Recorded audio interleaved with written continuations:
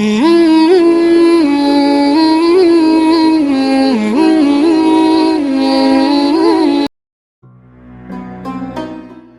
اللہ الرحمن الرحیم۔ Islamic century channel کے تمام دیکھنے والوں کو خوش آمدید کہتے ہیں۔ مناسب معلوم ہوتا ہے کہ ہم اور آپ یہ معلوم کر لیں کہ رمضان المبارک کے مہینے کو ایسی کون سی اہمیت اور خصوصیت حاصل ہے کہ اس کے متعلق ہم نے ایک مستقل ویڈیو بنانے کی ضرورت سمجھی۔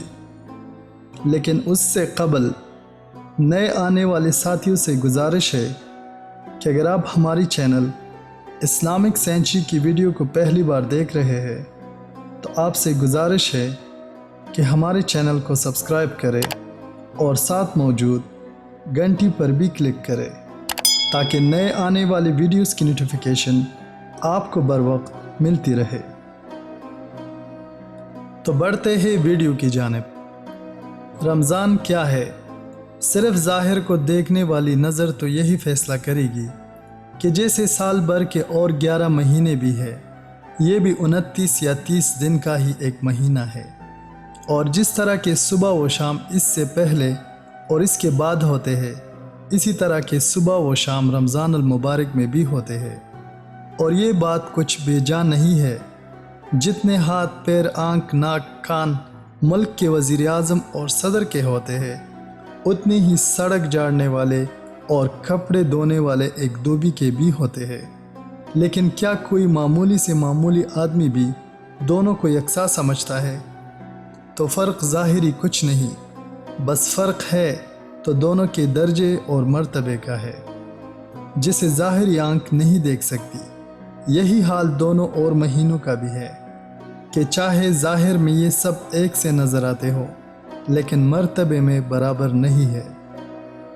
آج کی دنیا میں لوگ اپنی سالگرہ مناتے ہیں، ملک کی آزادی کے دن خوشیاں مناتے ہیں۔ اس دن میں اور سال کے دوسرے دنوں میں زمین اور آسمان کا فرق ہوتا ہے۔ جس دن و تاریخ کو ہمارا ملک دشمن کے ہاتھوں سے آزاد ہوا ہے، وہ دن تاریخ ہمارے لیے خوشیاں منانے کا دن ہے۔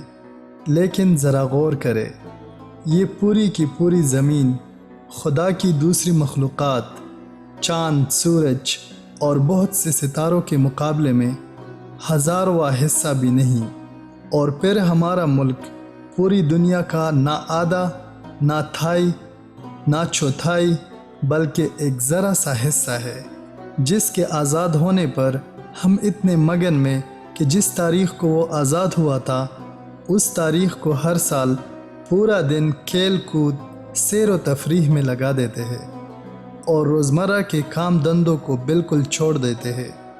حالانکہ اگر حساب لگائے تو اس ایک دن کی چھٹی سے ملک کا لاکھوں سے زیادہ کا نقصان تو صرف آمدنی کا ہوتا ہے، اور خرچ رہا الگ۔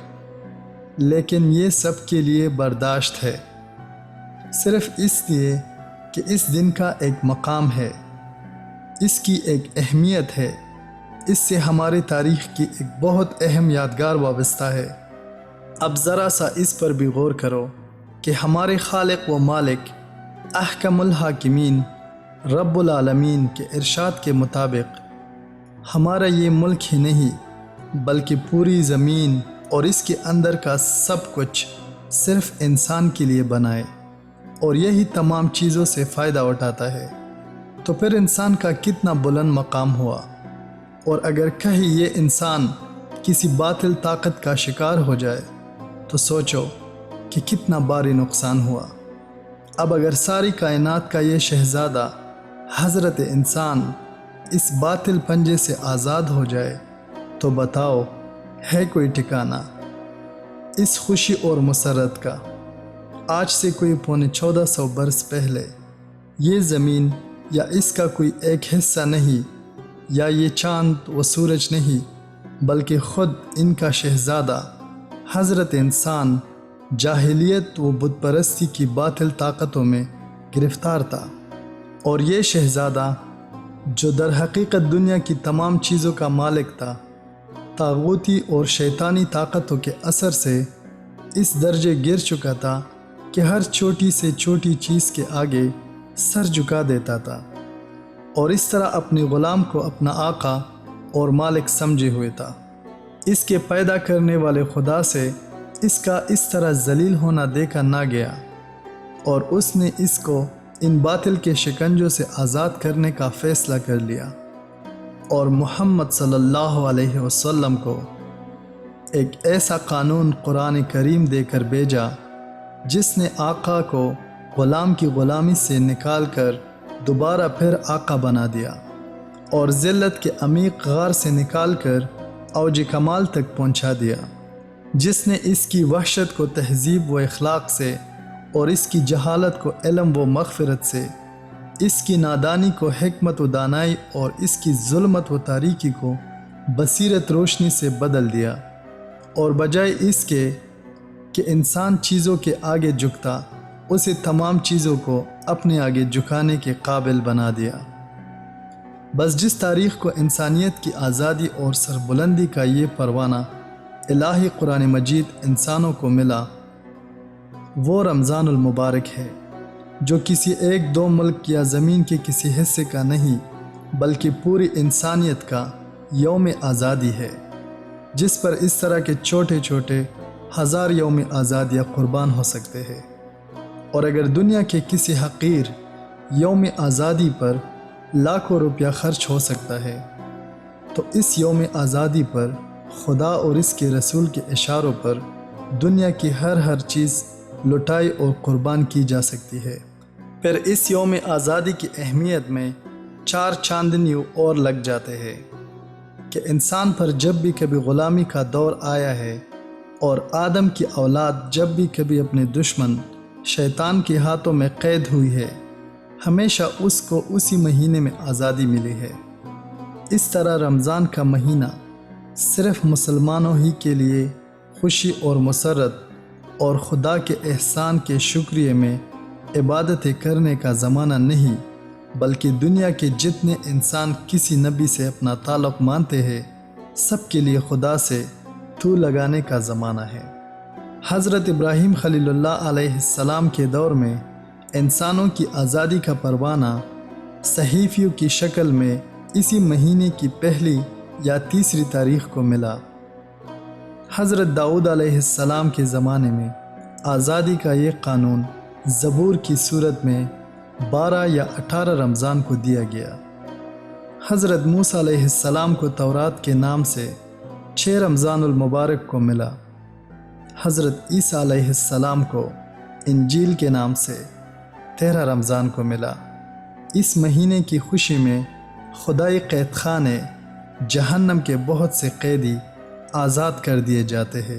اس آزادی کی خوشی میں اور آزاد کرنے والے پروردگار کے شکریہ میں اس کے نیک بندے راتوں کو نمازیں پڑھتے ہیں اور دن بھر روزے رکھتے ہیں۔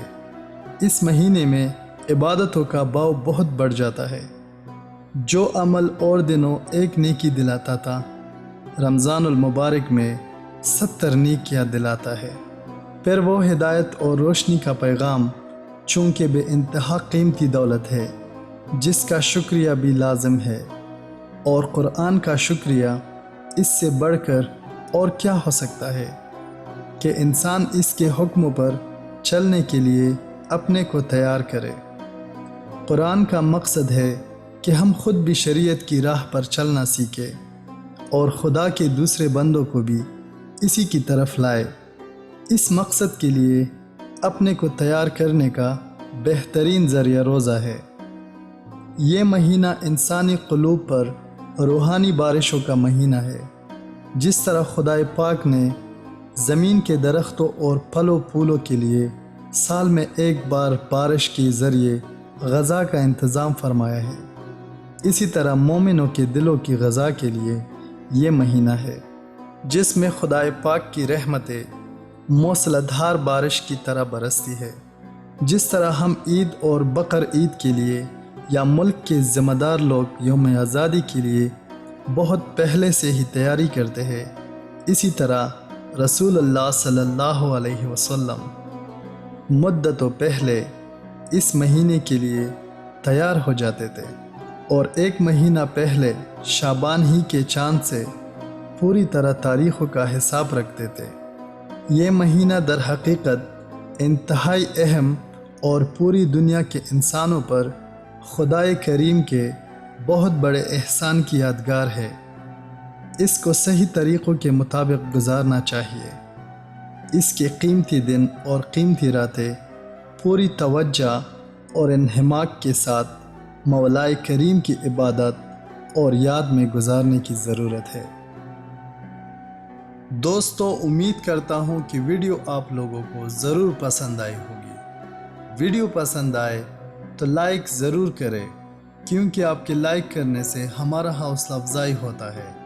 दोस्तों, अगर आप एक नेकी करना चाहते हैं तो इस वीडियो को अपने दोस्तों के साथ शेयर करें, क्योंकि नेकी की बात को आगे पहुंचाना भी एक अजीम सदका है। दोस्तों, इसके अलावा हमारे चैनल पर आप देख सकते हैं सच्ची कहानियाँ, सबक आमोज़ कहानियाँ, पैगंबरों के क़िस्से, अहादीस शरीफ, कुरान पाक की तिलावत, दिलचस्प इस्लामी वाक़यात, क़िससुल अनबिया, इस्लामिक वज़ाइफ, मसनून दुआएं और बहुत कुछ।